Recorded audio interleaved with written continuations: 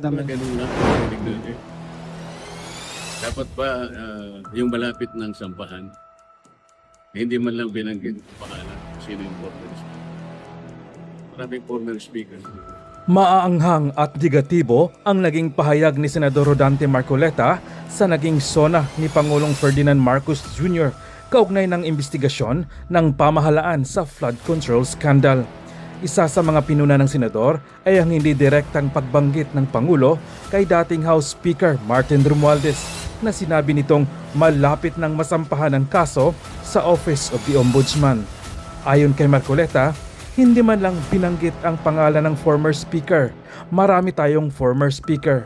Samantala, iginiit pa ni Marcoleta na hindi lamang siya ang apektado ng kanyang pagkakulong, kundi ang publiko na anyay naghahanap ng katotohanan. Ayon pa sa senador, ang kanyang pagkaaresto ay layuning pigilin ang paglalantad nito ng umano'y nasa likod ng tinawag niyang pinakamalaking pagnanakaw sa kasaysayan ng bansa.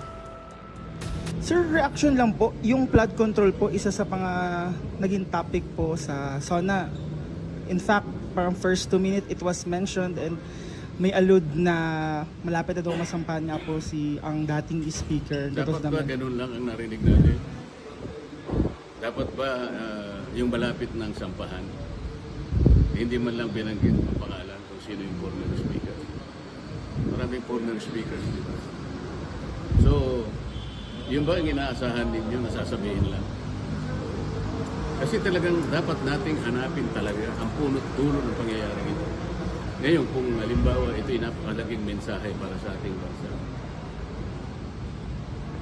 dapat lang ba ganun lang ang sinabi? Ito ang pinakamalaking pagnanakawan sa ating kabangbayan. Hindi ba higit doon ang dapat na inaasahan nating lahat? Lalo na kayo sa media, kayo po ang ginagamit ng ating mamamayan para malaman nila ang nagaganap. Ano ibig sabihin ng SONA? Pagtalakay sa kabuuang kalagayan ng ating bansa. Sinala kay Martin Romualdez. Ilan ang tumestigo kayo nakakaalam? Ano ba ang date ng complaint affidavit na unang ibinigay kay Martin Romualdez? Abril 2026 pa ang date nun. Yung ibinigay na complaint affidavit sa amin, May 15. Sa mga tweet, nauna ng isang buwan yun sa kanya. Tanungin ninyo ang ombudsman. Meron na bang ibinigay na counter affidavit si Martin Romualdez? Kailangan itanong nyo sa kanya. Nauna ng isang buwan yun kaysa sa akin. Bakit ngayon sasabihin ng presidente na sasampahan na siya? Hindi man nyo itatanong kung siya ay nag-submit na ng counter affidavit. Di ba mahalaga sa inyo na malaman nyo kung meron nga? Kasi kung wala pa siyang counter affidavit hanggang ngayon, Abril pa yun eh. Sa mga tweet, paso na yun. Kung nakapag-submit siya, halimbawa, bakit wala pang resolusyon? Ito yung mahalagang tanong na dapat hanapan ninyo ng sagot. Nauna siya ng isang buwan. Ngayon, wala akong makita. Baka sakali, nag-submit siya ng counter affidavit. Kung hindi naman nag-submit, default na siya. Dapat meron ng resolution, dapat meron ng information. Kung wala, bakit? Senator, may plano. So sir, ano daw po yung ganap? Preliminary conference for what case po yan? Remarking lang yan. Remarking po. Parte ng processes ng court yan. Para sa ganun, makatipid sa oras. Para alam na natin ano ba yung mga ipipresent na evidence ng magkabilang panig. Sir, bakit po required po yung attendance po ng accused for this remarking? Kasi usually po, hindi na po nire-require. Ano po ba ang kaibahan po nito? Actually, hindi naman kami required kasi nung huling hearing, sinabi na narinig namin, pre-marking lang naman ito. The accused are not even required to be present, except kung gusto nila voluntarily. Kaya nga ako, alam ko pre-marking ngayon, hindi naman kami kailangan pumunta. Itong tatlo, nandun na sa... Parang sila na-require, pagkatapos pinalikan ako, sabi mo, nakita nyo naman, nandiyan lang kami, hindi man kami tatanungin. sana nakatipid tayo ng gasolina. Diba? Sir, so far po, kamusta po kayo ngayon po na gumugulong na po yung process po dito sa Sandigan Bayan regarding nga dito po sa ina-allege sa inyo? Oh, Ako sasagot, doon sa kwarto niya, napakainit. And, ay, dito? Ito. Ay, hindi, sitwasyon mo niya sa kwarto niya. Mainit yung kwarto niya. And kung nga nagulat, si Manny Bunuan, nandun pa rin sa ospital, 2 buwan, sa 1 linggo lang. And siyempre, senador naman si Senador Marcoleta, parang masyadong deprived ang taong bayan dun sa boses niya, lalo dun sa impeachment process. Hindi ako nalulungkot na kalagayan namin ay ganito. Kung makikita niyo yung suit-suit namin, nakalagay PDL, alam na ninyo ibig sabihin nun. People deprived of liberty. Persons deprived of Persons are deprived of liberty.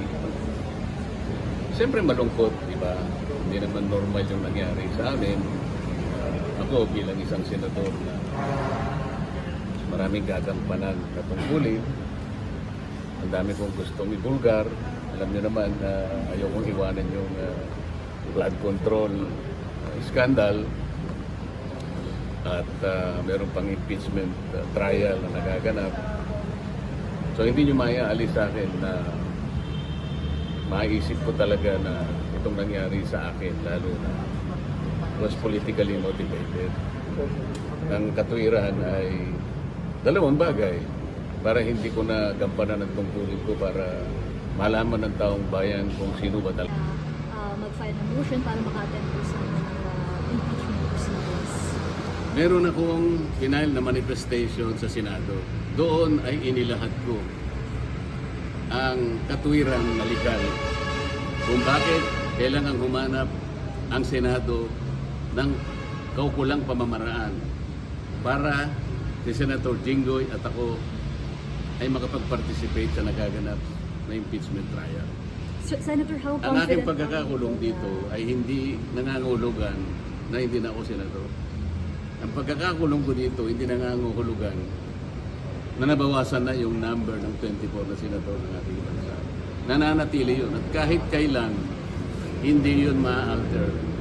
Pwede lang palitan yung 24 kapag may namatay, kapag may nag-resign, o napatunayan na hindi niya na kayang tukdin ang kanyang tungkulin. Maliban sa 3 na yon, wala na.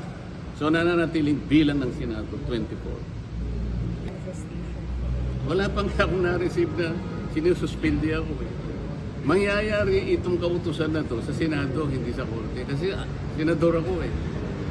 So dapat, bilang tulong nyo na sa amin, i-follow up ninyo yung manifestation. Sapagkat alam ko, ite-take up ng Senado yon at ng impeachment court. if ever po i-take up ito, Senator, bale, ang measure po ba na gagawin parang via video conference? Nasa sa kanila yon sapagkat sinight ko lahat ang mga legal basis kung paano katungkulan ng Senado na humanap sila ng paraan para kami, kahit sa ganitong kalagayan, makasali kami sa isang ongoing impeachment process. Senator, Okay. may we know what date po na-submit tong manifestation na to? Ha? What Anong date date? po Na-submit? na-submit yung manifestation na yun? Ano bang araw? Ngayon? 28, sir. Tuesday. Hindi ko, 4 or 5 days ago. Right po. Mga around last Kayo nakakall. Sige po. Hanapin ninyo para naman magkaroon tayo ng balita ano na ang aksyon na ginawa ng aking mga kasama sa Senado. Okay? Thank you, Senator. Thank you. Kung inaasahan ng taong bayan dun sa SONA, higit sa lahat yung korupsyon, ano yung pananagutan. Kasi yung lahat ng krisis, paghihirap, lahat ng mga ginagawa natin, bunga ng korupsyon na nakita natin. Ang mga nakakulong, si Senator Bong Revilla, si Senator Jinggoy, kasi hindi sumama sa mayorya, tapos si Senator Dante Marcoleta, dahil nga doon sa patuloy niyang pagtulak na ilabas yung katotohanan tungkol sa flood control scandal. Ngayon, yun lang ang mga nakakulong. Yung mga nakakulong pang iba, nakasama namin, puro mga maliliit na kawani. Empleyado ni Alcantara, empleyado ni Bernardo, empleyado ni Opulencia. Ito mga binanggit kong pangalan, empleyado ni Manny Bunuan, ito ginawang mga witness. Hinahanap ng tao nasan si Manny Bunuan, nasan si Pangandaman, nasan si Bersamin, Lucas Bersamin, Adrian Bersamin, Frankie Pulaybar. Walang nakukulong. Tapos si Martin Romualdez, investigasyon pa rin, mag-iisang taon na. Kaya nga sinasabi ko parati, mas marami pang nakasuhan dun sa mga sumisigaw laban sa korupsyon kesa doon sa nangyaring korupsyon sa ating bansa. So, ang plunder. Pagkatapos, yung mga empleyado ng DPWH, kausap ka rin kasama ko empleyado ni Bernardo, empleyado ni Alcantara, yung mga boss naging witness, sila empleyado. So, yun yung naging nangyari dun sa SONA. Pagkatapos yun ng pangalan ni Speaker Martin Romualdez, hindi naman nabanggit. Hopefully din naman ma-fight. Pero asa na yung kaso ni Manny Banuan? Siya yung hepe ng pinaka malawakang korupsyon na ahensya, departamento, yung DPWH. Si Bersamin, diba, si Pangandaman, Tragip Olaybar, si Adrian Bersamin, dahil yun yung sinabi na talagang inamin na kumuha ng pera, tinanggap. At yun nga, sila daw kumuha ng 8 bilyon. Wala naman sa kaso. Itong mga nakakulong ngayon at kinakasuhan, yung mga nagsasalita laban sa korupsyon. Saan na-monitor niyo po ba yung buong SONA? Tinig ko pagkatapos yung first part yung corruption, may mga binanggit, sabi ko nga parang, okay naman yung iba. Kaso nga yung corruption ang pinakamalaking issue dyan Siyempre, maganda yung binanggit tungkol dun sa systems laws, malaking bagay sa taong bayan yun, pero importante talaga sana yung corruption dahil ito naman ang galit ng tao Kaya bumababa ang rating ng Pangulo, kaya nawawalang pagtitiwala naman sa Pangulo dahil doon sa walang aksyon o nakikita nila na hindi talaga inaalam yung katotohanan tungkol sa korupsyon. Okay, from 1 to 10, gaano po yung rating SONA? 4.